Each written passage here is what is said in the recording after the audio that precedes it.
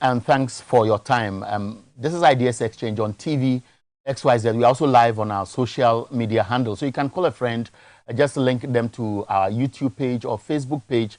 And of course, you can also watch us live on TV XYZ across the platforms where we are available. Tonight, our conversation will center on governance and leadership. To be specific, we are looking at the executive and the legislature and what will appear as if there is a deliberate attempt to undermine the institution of parliament. And how did all this start?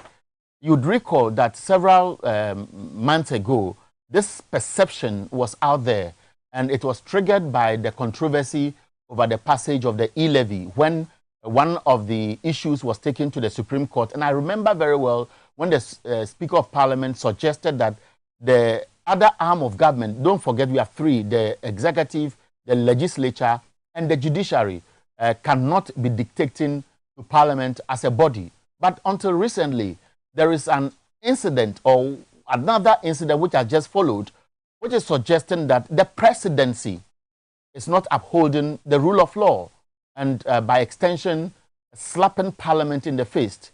The first started when the presidency suggested that the witchcraft bill, let me just summarize it, he cannot assent to it, and he cited some examples.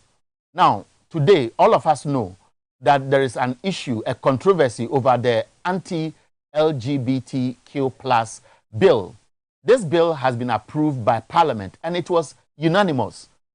All members of Parliament, I monitored the vote on the floor of Parliament, and not a single voice was heard in protest against what happened. We all know that there were attempts by the new leader of the majority side to scuttle the process. But eventually, Parliament overcame this, and that law is supposed to be passed by now. But we know that the president sent a signal, and this signal came just about 24 hours after this bill was passed, and pressure began to mount on the president to assent to it. He met members of the diplomatic community, and I will just play excerpt just to tease your mind on the specific comment the president made to the diplomatic community, which will appear as what he's implementing to the letter that has stoked controversy, provoked Parliament, and some actions have happened today. Just listen to the president when he addressed the diplomatic community. Excellencies, I'm aware that last week's bipartisan passage by Parliament of the Proper Human Sexual Rights and Ghanaian Family Values Bill on a private member's motion has raised considerable anxieties in certain quarters of the diplomatic community and among some friends of Ghana, that she may be turning her back on her hitherto enviable, long-standing record on human rights observance and attachment to the rule of law. I want to assure you that no such backsliding will be contemplated or occasioned. I think it will serve little purpose to go at this stage into the details of the origin of this proposed law, which is yet to reach my desk. But suffice it to say that I have learned that today a challenge is being mounted at the Supreme Court by a concerned citizen to the constitutionality of the proposed legislation. In the circumstances, it would be as well for all of us to hold our hands and await the decision of the court before any action is taken. The operation of the institutions of the Ghanaian state will determine the future trajectory of the rule of law and human rights compliance in our country. That was President Akufo-Addo. He suggested that there was a case before the Supreme Court. There was nothing at the Supreme Court at the time he was addressing the diplomatic community. But as we know, there was another attempt by the finance ministry to create the impression that Ghana was going to lose so much if the bill was assented into law. It is imagined that the IMF actually has not even triggered any threat yet. And today, the conversation on the table is this letter. This letter written by the Secretary to the President, Nana Bediotio Asante, warning the Clerk of Parliament not to attempt to present the bill to the presidency for the President to sign. And we know the Speaker has responded. I'll be playing back what the speaker said today for the benefit of many of you who missed it just after 6 p.m. when he addressed Parliament and subsequently said all the ministerial nominees who are supposed to be approved by Parliament will be put on hold because of a court injunction case. That tells you the open fight between the legislature, which is supposed to be making laws, and the executive. But Harun Edrusu sent the signal about the anger in Parliament. Just listen to him. To sleep. And I'm unable to sleep because this is a monumental threat to Ghana's democracy and a monumental threat to Parliament as an institution. By Article 93, we are clothed with legislative authority and legislative mandate. This letter only reflects President Nana Addo Dankwa's quest of predominance over other organs of state. That is unacceptable, and that must be fought by all persons who love democracy and who cherish the principles and values of the 1992 Constitution.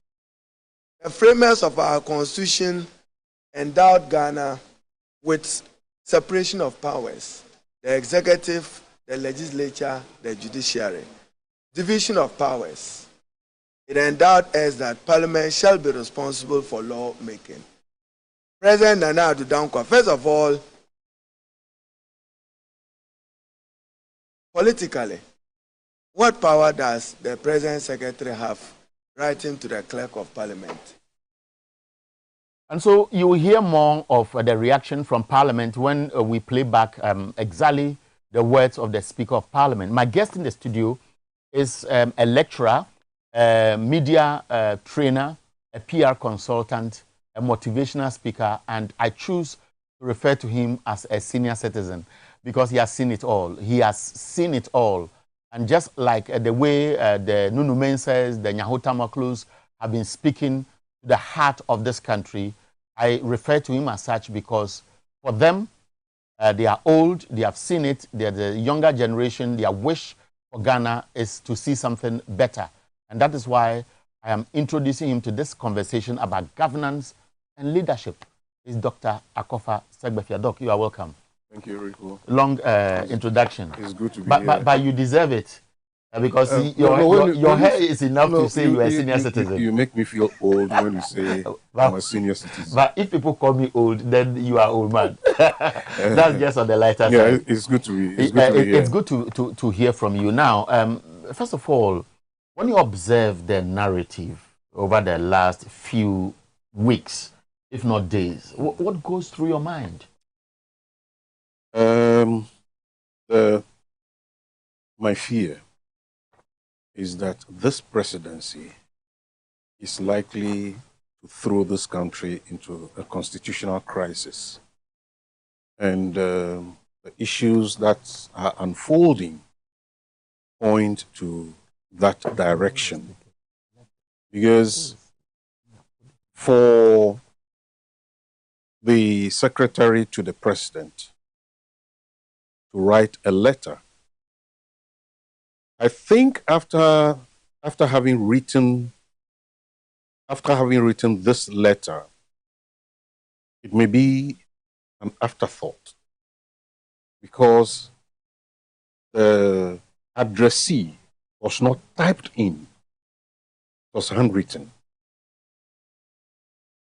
And so it was addressed to the Clerk of Parliament, which is not right.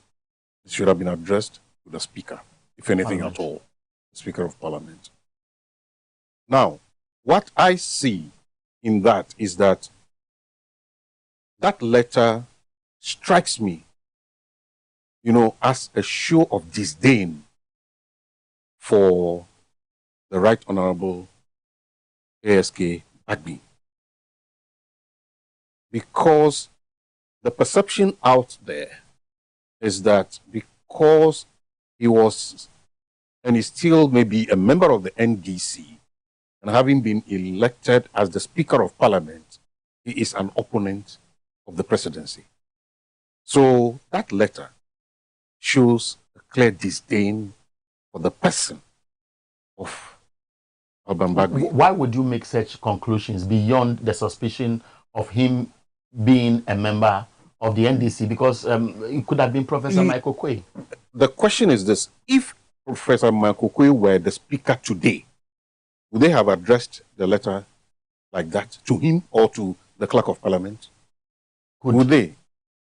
Would they have done that? I don't think so. Maybe the scenarios could have been different, looking at the posturing of government and him you being see, on the other side. And you see, the thing is this: there is no love lost between the presidency and Alban Bagby as a person. You understand what I'm saying? Because you made reference to the e-levy thing, that some people had already raised the issue in the Supreme Court. The president did not say, let us wait until the Supreme Court determines it before we move. How come this one is waiting for the Supreme? You see, the paradox here is that, one, the president himself is said to be a lawyer. The secretary to the president, Bedieto Asante, I hear he is also a lawyer. So if they are lawyers, and they should know better than some of us who are, illiterates when it comes to law and the practice of law. If they are doing this, then what would we, the non-entities, what would we be doing? We'll be living in a jungle. Now, we'll go into details when we hear from the Speaker of Parliament some of the key issues he raised. But let's look at the controversy that has brought us to where we are. There is an institution called Parliament. Its mandate is to make laws. Yes. The Constitution is also very clear as to once those bills are passed, what should happen and how the president should come in. And if he has issues, he should raise it. Now, Parliament has passed a law that reflects a bill. Has passed a bill that reflects the wish of majority of Ghanaians.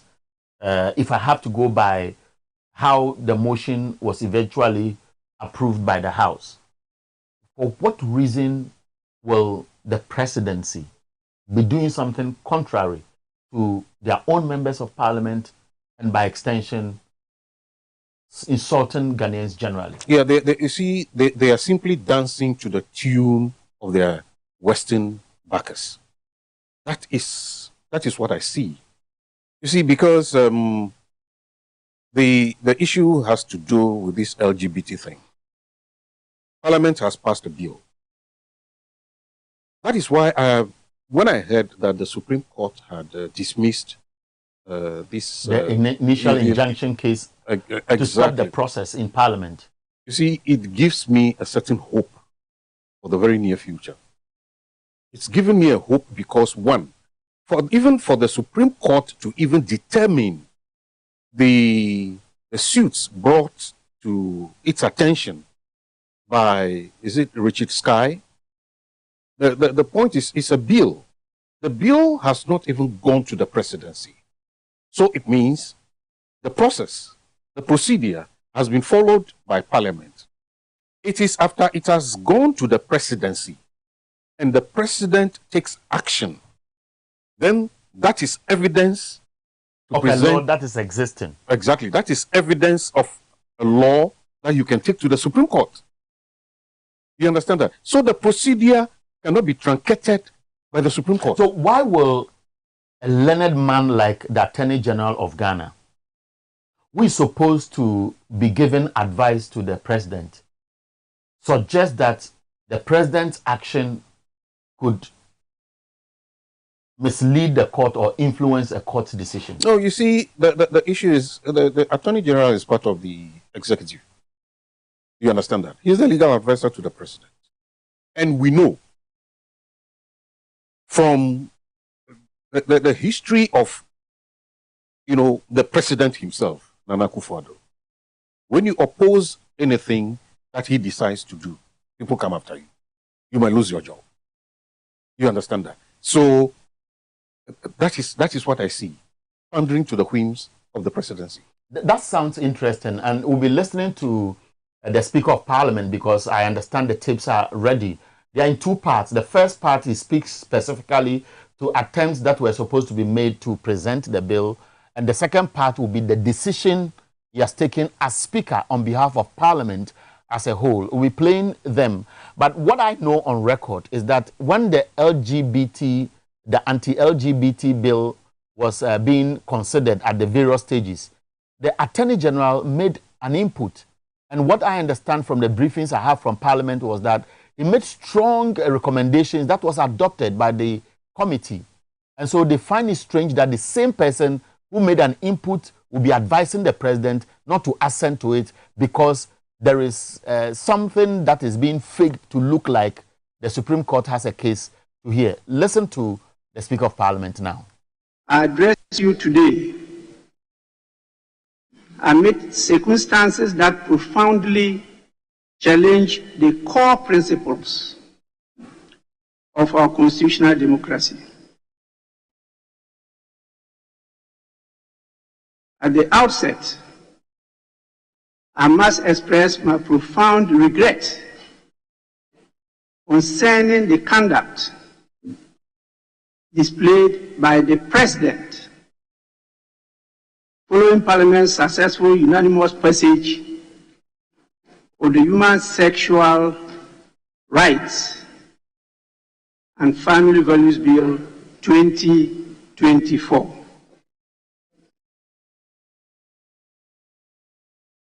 The behavior exhibited by the President in refusing to accept the transmission of this bill not only deviates from established democratic practices, but also undermines the spirit of cooperative governance and mutual respect for the arms of government. This is a principle that forms the cornerstone of our political system. Such actions, if left unchecked, risk setting dangerous precedents that threaten the integrity and functionality of our democratic institutions. To situate this statement in the appropriate context, it is crucial to acknowledge a disturbing pattern emerging from the President, which points to a concerning disregard for the foundational principles enshrined in the Constitution 1992. This pattern has once again been made evident in the President's recent refusal to accept the presentation of the Human Sexual Rights and Family Values Bill. The recent move is not isolated. It forms part of a series of actions that undermine the legislative process. As you may recall, I addressed this House on the 22nd of December 2023 in a formal statement. The purpose of that statement was to draw your attention to the President's refusal to assent to 4 critical bills passed by this House. 3 private members' bills and 1 public bill. During that address, I underscored the troubling nature of the President's justification for his actions, or rather, the lack thereof, particularly highlighting that his failure to assent on grounds of alleged unconstitutionality paradoxically stood in violation of the very Constitution he invoked. That's the Speaker of Parliament. Don't forget that this whole video will be available on our YouTube pages, and so you can always go to listen to the full tape of the Speaker's response. But it's very sad to hear him use specific words carefully chosen to describe our democracy and where we are, that did it reflect a tougher Bagbin or a Speaker of Parliament who is really protecting our Constitution by virtue of the clauses and what they stand for? I think it talks about both. You know, Bagbin is I know him personally. You know, he's upright, he's forthright and straight to his beliefs. And he is also, by what he has just said, is also telling us that he is protecting the sanctity of the 1992 Constitution. Now, he used the word paradoxically. Nana Akufo-Addo had been a member of Parliament, so he knows what goes on in Parliament. Parliament passes a bill. Until the bill gets to the desk of the president must not assume that he knows all the contents of the bill. Because it is after the bill gets to his desk that he's going to scrutinize. That is when he is going to decide that because of X, Y, Z reasons, I am unable to assent to this. Then it goes back to Parliament for Parliament to take a rethink of the consensus. Exactly. This has not come to your desk. And you have already asked your secretary to send a letter to the clerk of Parliament warning him not to attempt to bring the letter to the presidency. It's an insult to our democracy. That is not what the 1992 Constitution talks about. So Alban Bagbin is in his element, and he is right in saying what he has said. You see, we should not take the people of this country for granted. Because that's why I said earlier on that the Supreme Court throwing out that injunction thing gives me hope for tomorrow. Because that is the only arm of government now that has the potential of bringing, you know, some sanity to what we do. We do. What has brought us this far? Since 1992, we have had at least 4 different governments. The Rawlings era, which ended in 2000. The Kufuor era, that ended in 2008. The Mills Mahama era, that ended in 2016. Yep. And then we have the Akufo-Addo Bawumia era, that is about ending. Now the issue is, it has never happened to this level where you see the executive at crossroads with the legislature.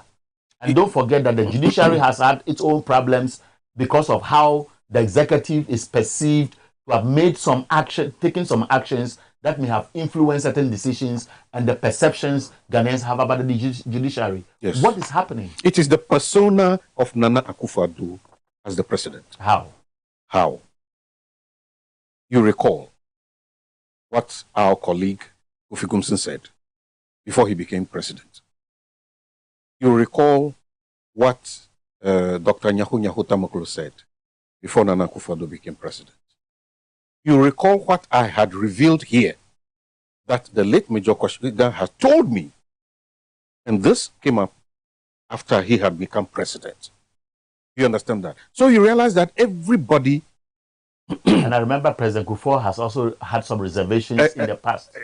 And he told the MPP at a particular forum that he would not want somebody who would lead this country and be a divisive person. And you will recall, it is only under Akufo-Addo's presidency that you can hear Ghanaians say that he's the worst president we have ever got in this country. It's been said all over. You are what? The MPP doesn't think like that. Of course, they are not going to think like that. You understand that? If you think like that, you see, it takes people like Nyaho Tamaklo, you know, to be bold enough and say, because he has nothing to prove. You understand that? Those upstarts who are looking for crumbs, political crumbs, they are the ones who will come and appear on media platforms as communicators and be throwing tantrums all over the place. Could it also be that some of our key institutions, see, the 1992 Constitution has its own flaws, yes, which many wish will be reviewed when we have the opportunity as a people. And I'm looking beyond 2025 because that's what the narrative is saying. 2024 is impossible because it's an election year. Now, in as much as it has its own flaws, some are saying that what we are witnessing as bad governance with impunity at the presidency today is a result of we, you and I, collectively Ghanaians as a people who have looked on for these wrongs to appear to some people as right, to the extent that Parliament will be bastardized as we speak. No, you see, that's what I'm saying, that, look, somebody who has dictatorial tendencies, whether it is in parliamentary democracy or we have democratic dictators, don't we? Right. We do. You understand that? They will bastardize all the institutions. Today in Ghana, only 3 days ago, a friend came to me and he told me he was looking for a job in one of the state institutions. He was asked to bring 15,000 cedis before he could be employed. I know people who want to join the police service. They want to join even the military. They want to work in some of the security services. They have been asked to bring between 15 and 20,000. So, in other words, it's jobs for sale. Now, if you look and when it is happening like this, and Ghanaians are talking, you understand that? Ghanaians are talking, but it is only those who are in the ruling class who are not seeing what you and I are seeing, is because they have, look, somebody can afford to go and, buy something in the market, even if it is 1,000 cedis. And 1,000 cedis may be about a third of your salary. You can't go to the market. Do you feel sad for the Council of State, because it must represent that aspect of the integrity we want in the aged with experience, which cut across several key strategic institutions, the former IGP, the former Chief Justice, you can name them. All of them are in the traditional authorities. And they're allowing the president or his executive secretary or cronies around him to downgrade the level at which we shot our democracy to since 1992, to the extent that Ghana was called or described as the beacon of democracy in Africa? You see, the Council of States, their role is only advisory. They don't have any executive, they don't have enforcement powers.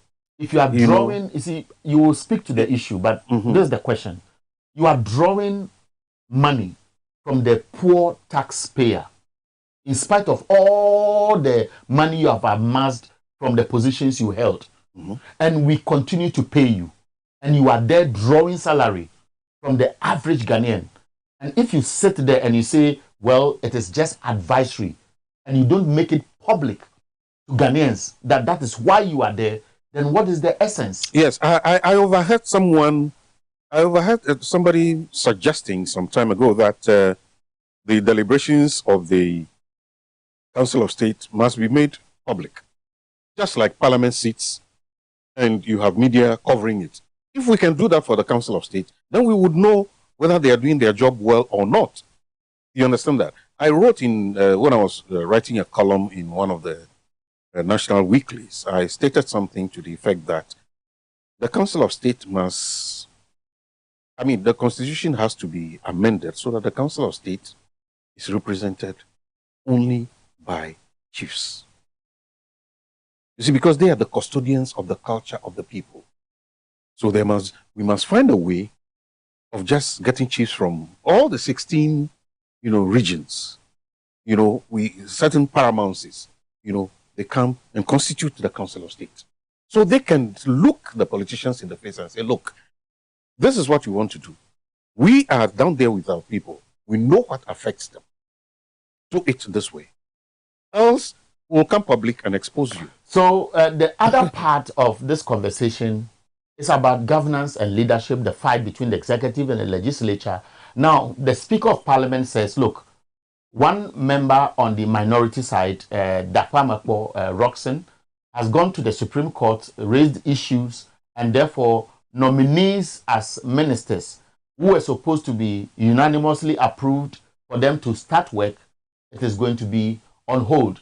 But in his concluding remarks, he made some strong statements that will be in our history books and be a blot on our democracy where we have reached if things don't change. We'll listen to Bagbin, and then when we come back, we'll speak to some of the critical issues he has raised and what this reflects on our image as a country in the eyes of the international community. Honorable members,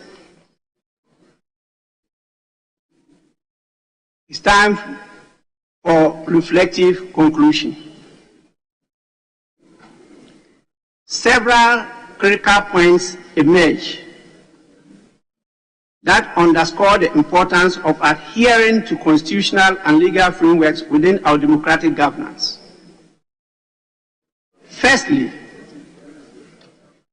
the President's refusal to accept the transmission of the bill is, by all accounts, not supported by the constitutional and statutory provisions that guide our legislative process.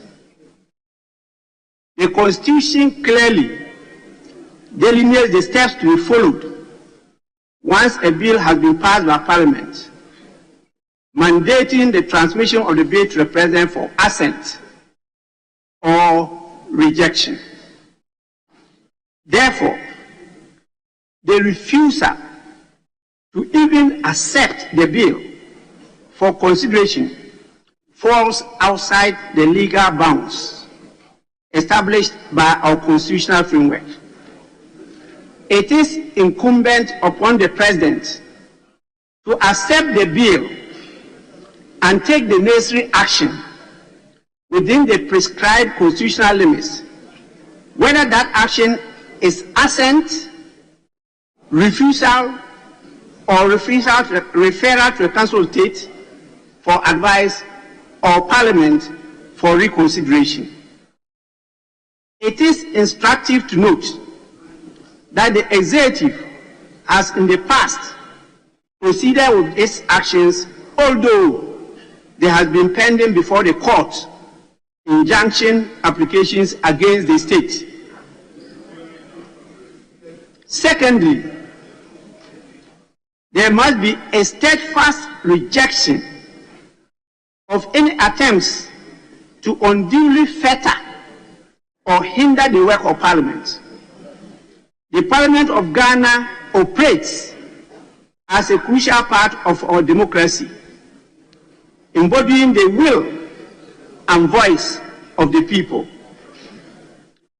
Parliament embodies the sovereign will and power of the people. Parliament embodies the might and majesty of the people. And as I keep on saying, the power of the people is stronger than the people in power.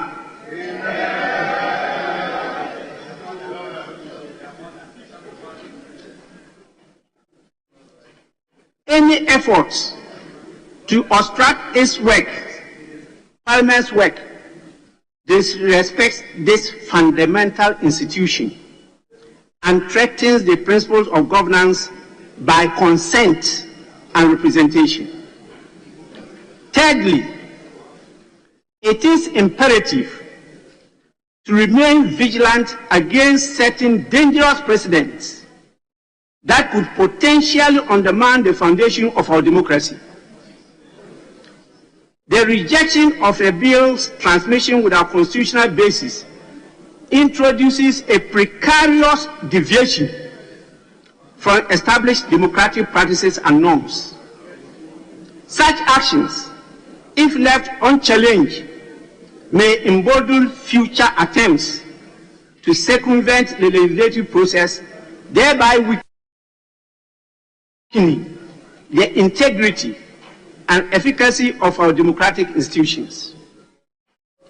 Lastly, in alignment with our constitutional mandates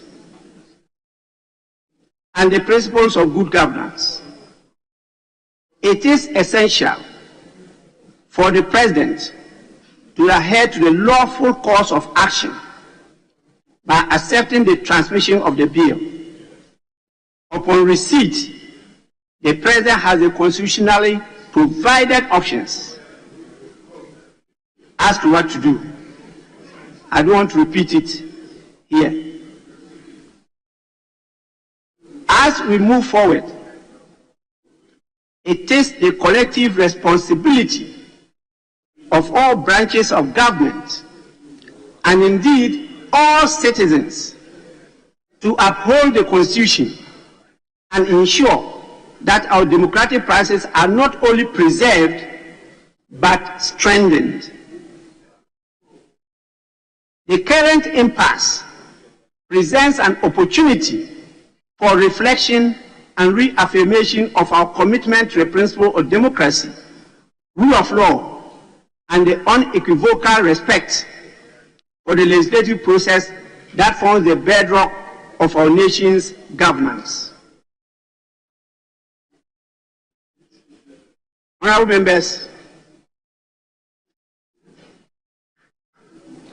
the Parliament of Ghana will comply with the existing legal frameworks and reject the attempts by the Executive Secretary of the President through his contemptuous letter to instruct the Clerk to Parliament, an officer of Parliament whose position is recognizably under the Constitution. We shall not cease and desist.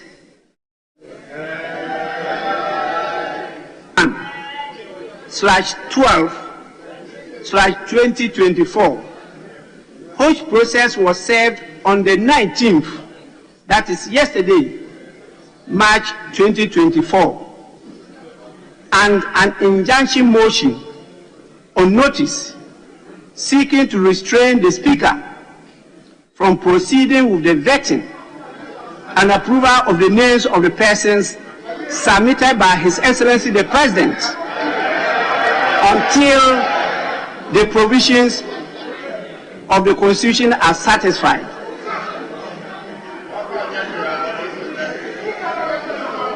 Honorable members, in the light of this process, the House is unable to continue to consider the nominations of His Excellency the President, to use the language of the Attorney General and Minister for Justice, quote, in the spirit of upholding the rule of law, unquote,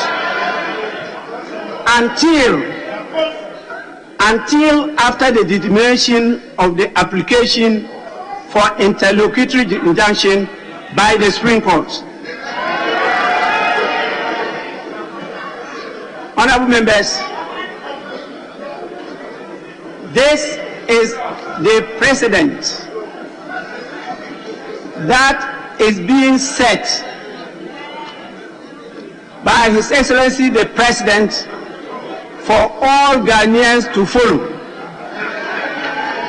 So any matter that comes before Parliament, any Ghanaian can issue a writ and follow it with an application for injunction, and that is enough to injunct Parliament from proceeding with the consideration of the business in the House.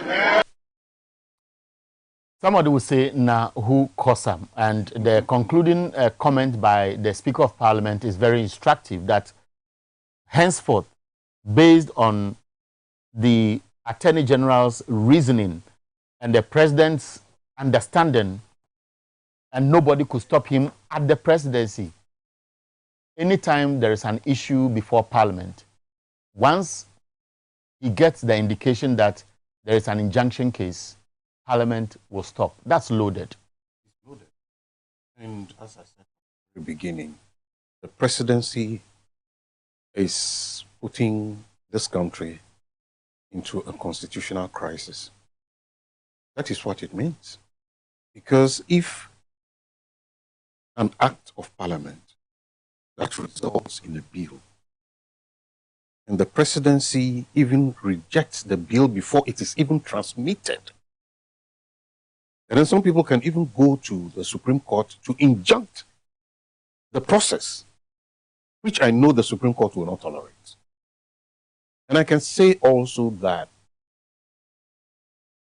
the likelihood is there that Akufo-Addo is not in a position to sign this bill into law while he remains president. And until the Supreme Court is, formally approached to raise the matter, nothing has come. They'll pretend they haven't, nothing has come to them.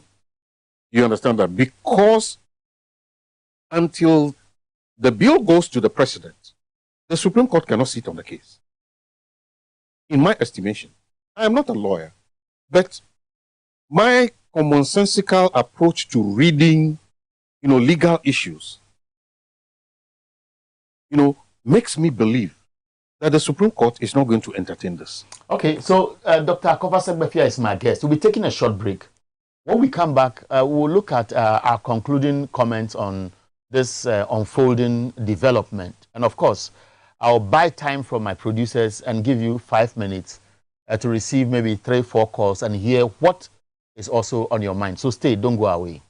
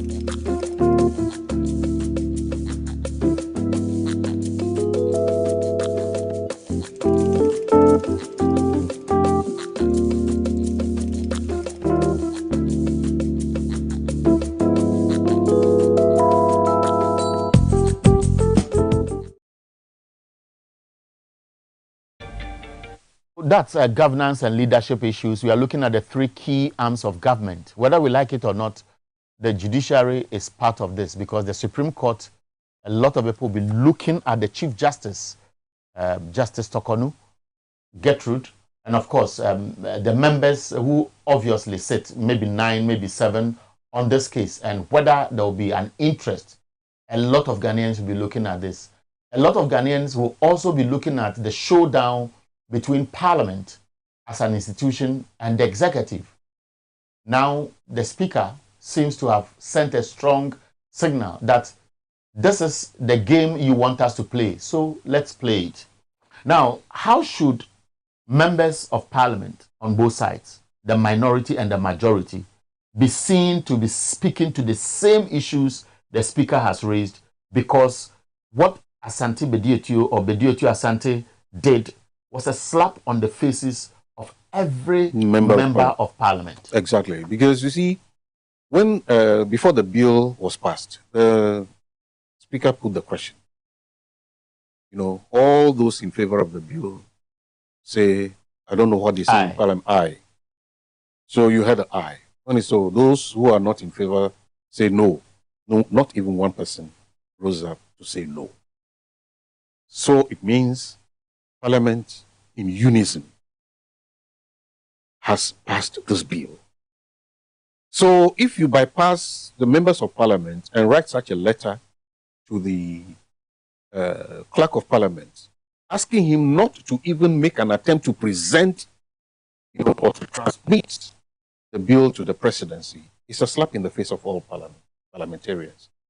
And all parliamentarians must rise up with one voice and condemn the action of the presidency. How should that be done? Because because when the speaker was making a statement, I like the way the camera was just searching through the chamber and then picking faces and body languages of MPs, and it was not pleasant. Yeah, he was speaking on behalf of each and every one of them. You see, he is the embodiment of that particular arm of government as the leader. He was measured in what he was saying. I was hoping to see an angry and agitated Alban Bagbin, but he wasn't. He chose his words carefully and in a very stern voice presented everything, and what he has said will be on record for the rest of time. And this is representative of the thinking of members of parliament. But you know how when it becomes partisan, you will be surprised that some members of on the government side, yes, they will come and be, rationalizing some of the things. Some of the things that has been done by the presidency. It's already some have already started saying these things on other media platforms. You understand that? They have to support what, we need to have people who have minds of their own. You understand that?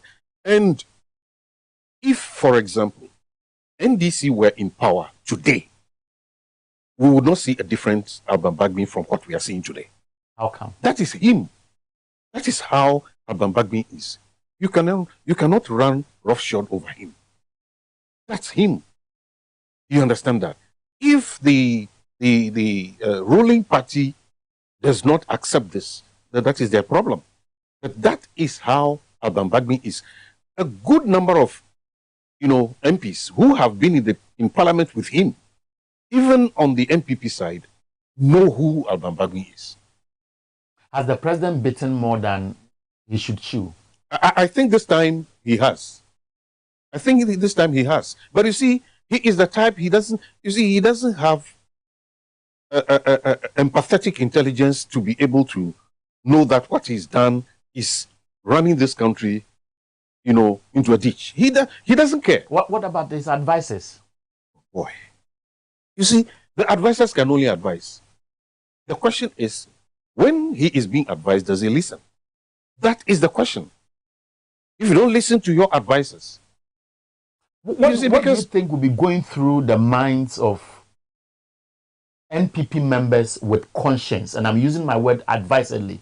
With conscience, how Ghana's history will have a name, Nana Addo Dankwa Akufo-Addo, who served this country as president 2017, 2024, with all these controversies. Rico, I don't know whether you have friends who are big men in the NPP. I have, a lot of them. I have.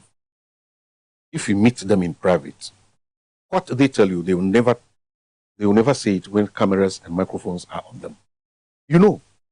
I do. Yes. They will tell you, Nkoye. They say it. We meet with them, we chat with them. Some of them will even advise, look, when you have the chance of going on any of these media platforms, say this, say that, say that. And I tell them, I am not going to do your dirty job for you. I have a mind of my own.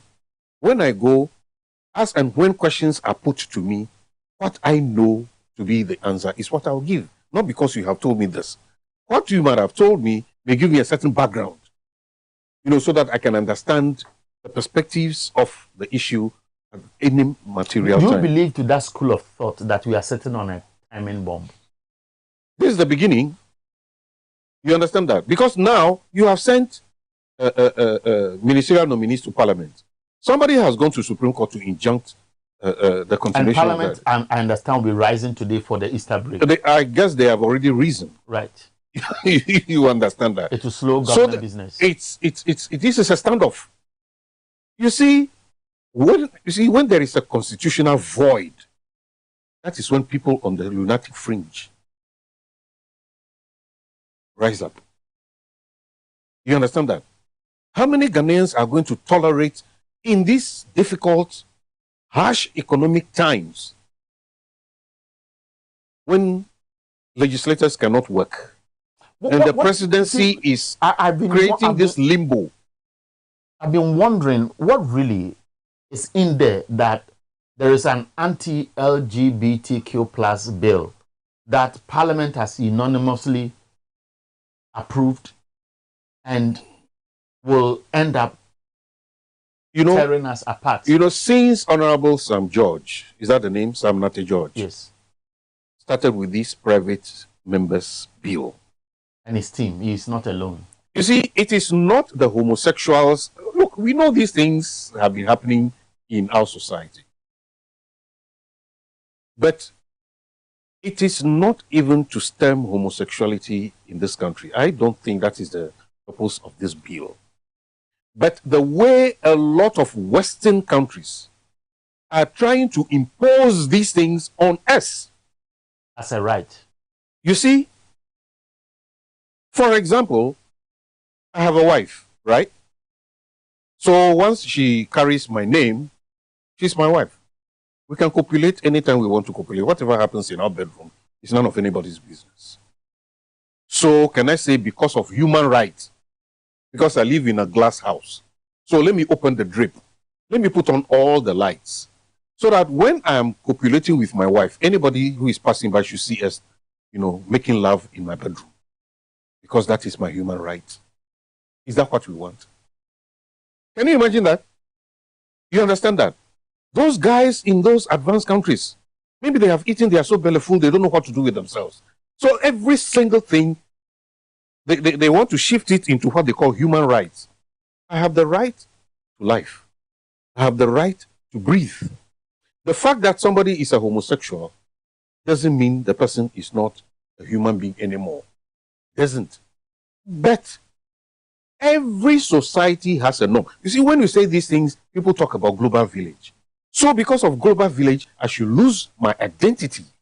1, as an African. 2, as a Ghanaian. 3, as ever. I should lose those identities because of global village. This is nonsensical. You understand that? But because those who are promoting all these negative things, they are the money bags.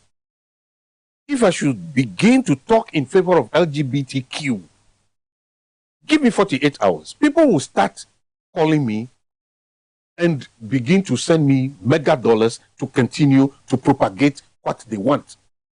Because they come all over, when it's summer or whatever in their places, they come to the west coast of Africa on sex tourism. Go to the Gambia, go to Sierra Leone, go to Senegal. They have started coming here. You understand that? And so, why should we allow this thing to fester, so that we should give you the permission because you have a right. So you can openly tell us that you are a homosexual. The only problem I personally have with the bill is the custodial sentence. You understand that? It's the custodial sentence. These are people who want to be allowed to be homosexuals. So when you put them in prison, you are sending them home. You are taking them home because these things happen in prison. We don't have conjugal rights for incarcerated prisoners, do we? So when they have feelings for sex and all that, they go at each other's backsides. Well, we are about wrapping up. You'll be making your concluding statement, but I just promised that we'll give the opportunity to just about 3-4 people to push through their calls so that we hear their views out there. We don't have much time. This is a 1-hour program. So you can call us. The numbers will appear on the screen. They are there. 0204 155 888 0204 155 944. Just call these numbers. We'll pick you and speak to these issues. Now, what do you think should be the way forward? Parliament will assert its authority. There's the expectation that the president will give itself a second thought.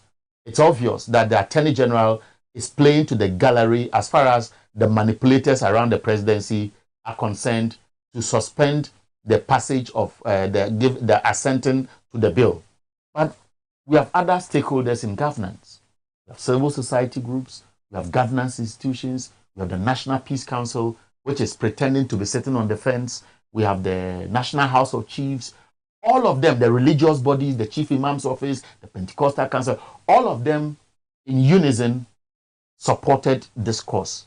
What do you expect them to be doing at this critical stage? You'll be speaking to it, think through. Let me speak to the caller. Good evening, Kojo. May I know where you called from, Kojo? Good evening, boss. Kojo calling from Peru.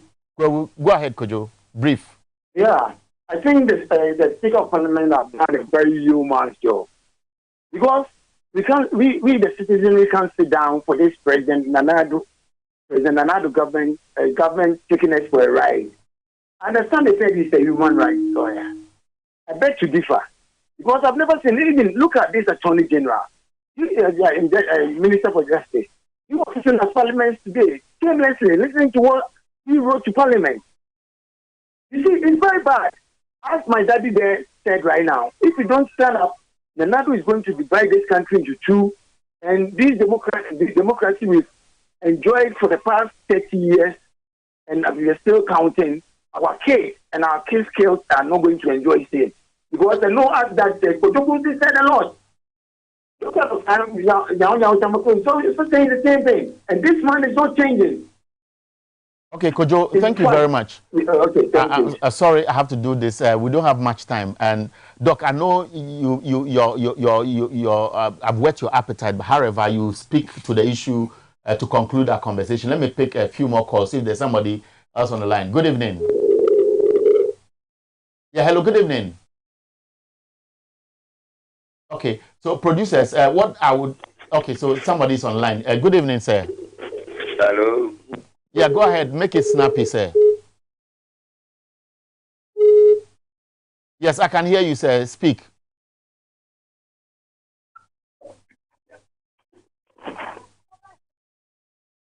It will look as if some of them want to listen to themselves on their TV set. Sir, go ahead. I'm listening to you. Hello? Go ahead.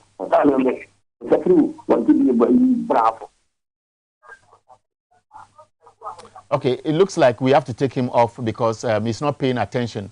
And just as we don't have much time, I'll just draw the attention of those watching and ready to call that please reduce the volume on your TV set, call us and make your point very snappy. If there's somebody on the line, let me speak to him or her.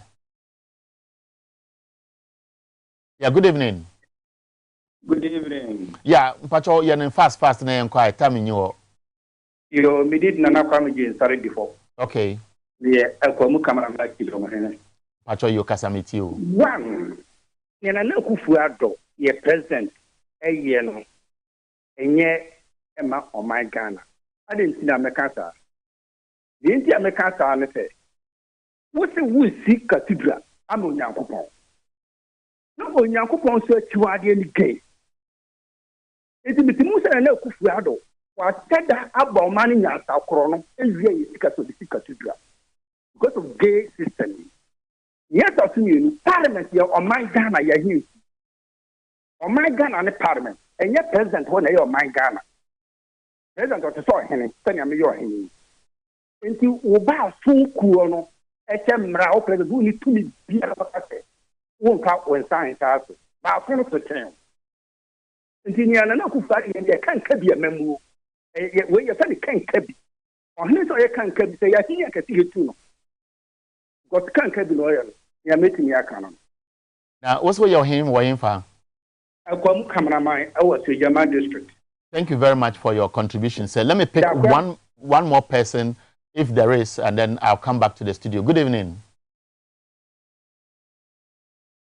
Okay, so, Doc, while we are waiting for that call, the question was, all these strategic key players who are supposed to support our governance course to shape it for the better, what should they be doing? I mentioned some critical institutions. I'm happy a chief made a contribution to this subject. Yes, you see, a good number of the organizations or the groups that you have mentioned, they've all made inputs into the bill. Into the bill.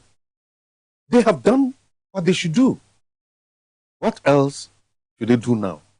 Because there are calls from the president assent to the bill. Hold it, because you have been going to wrap it for me. I can't keep the person on the line for too long. Make it snappy. You are the last person to call. And for all those who are perhaps still dialing, unfortunately, our time is up. So let me speak to this person, and I'll come back to Doc. Hello, Mr. Barry. Pacho meet you. nkɔmɔ na mo die no ɛyɛ nkɔmɔ ehia ma Ghana fo nyinaa paa sɛ ɛdeɛ Akufo-Addo esitutu ɔman yi ni sɛ ɛsɛ Ghana ni bia ɛtena se ɛdi n'ani hwɛ nneɛma wei yɛ nneɛma a nkwadaa ɛba no nyinaa no ɔmo sua Akufo-Addo ayɛ n'adwene sɛ ɛni etie biara no ɔde ne pɛ ɛna ebebu ɔman no sɛ constitution sisi ɔbɛdan ne sɛ sɛdeɛ mmara ne ka no ɔno ɔde ne pɛ ɛna ebebu ɔman no eti mo ma yɛ nyinaa yɛn sɔre sɛ ɔman no yɛ ɛdeɛ yɛ ni ɔman foforɔ bi a ɔbɛbi aka ho ɔman no wei na yɛ ɔman a yɛ nyinaa yɛ ti mu afa fudie Akufo-Addo ɔman ne twɛhyɛ ne yɛto abama wɔn sɛ bra just a term na Akufo-Addo ne pɛ ɛbɛyɛ sɛ na Ghanafoɔ asɔfoɔ ne ahemfo ne ayi nyinaa te hɔ de wɔn ani nhwɛ sɛ yɛ a yɛnsɔre a ɔtena bi no ɔwɔ speaker ɔteki action no no nti ɛyɛ sɛ nyinaa yɛsɔre ne yɛsɔpɔto ne Akufo-Addo sɛ ɔman no yɛanto ama no ɛnyɛ wɔne ne papa agyapadeɛ na mmom yɛto abama no sɛ ɔmmra mɛhwɛ so ɛberɛ bi so a wakɔ nti sɛ Akufo-Addo hwɛ sɛ ne bɛ yɛ afo nti ɔpɛ sɛ wɔde ntokwa anaa wɔde basabasa ba ɔman yi mu a yɛn nyinaa na ɔman no yɛ deɛ ahoma yɛn nyinaa yɛn sɔre ne yɛn kambom ne yɛn kyerɛ Akufo-Addo sɛ ɔman no yɛn tɔn no deɛ wɔbɛwia no ɔne n'abusuafoɔ ɔmo mfa nkɔ na mmom ɔman no wɔngya nsi ɔma yɛ nhyira nka wɔne ɔdwumayɛfoɔ. Mpacho yi obedase bebree. Now let me also tell those who are about to call that please stop it. Let's wrap up. Next week the conversation will continue. Of course, our shows will continue to discuss this issue. Tomorrow on Jabwase, the conversation will continue. I believe that on the news to continue. And of course, on Inside Politics later in the day. And of course, our Heneba will come in the night to have a conversation related to this, I guess, on the evening on both TV XYZ and Radio XYZ. So keep watching our channels and joining our conversation. But Doc, you were speaking to the issue about what else can be done going forward. Conclude and give an advice. You see, maybe I better talk directly to our President Nana Akufo-Addo. He himself has indicated that he has heard that he's the worst president in Ghana's history. Nobody, if for example Jerry Rawlings were worse than him, even in his death, people would have said that Akufo-Addo is better than the late Jerry Rawlings. President Akufo is still alive. And he is winning a lot of respect when people compare him to the current situation we are in. John Mahama is desirous of coming back. If John Mahama had been worse than Akufo-Addo, people would have been making comparisons and saying that, look, that man, he shouldn't even try it. But people have compared him to... So, what legacy are you leaving for this country? Because at your age, you cannot tell me that you will be alive for the next 80 years. Even then, if you are going to be able to live for the next 18 years, you have up till the 6th of January 2025 to leave the presidency. What is your legacy for the unity of this country, for the growth of our parliamentary democracy?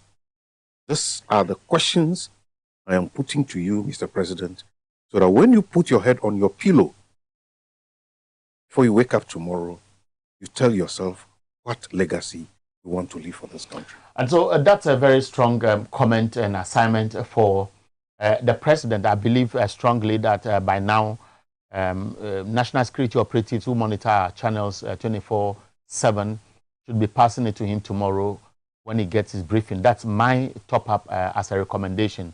Again, these developments have reminded many Ghanaians of what government attempted to do some years back to smuggle issues related to what this bill is trying to fight into our textbooks. And students would have been taken by surprise. Many parents would have been taken by surprise. Clergymen would have been taken by surprise if people had not raised the alarm, but for that, those books would have been in the systems. Those books have since been withdrawn, and the punishment is that many basic schools have not had textbooks for over 5 years. Is it a punishment? That's my last question. And that's how I want to end this program. Good night.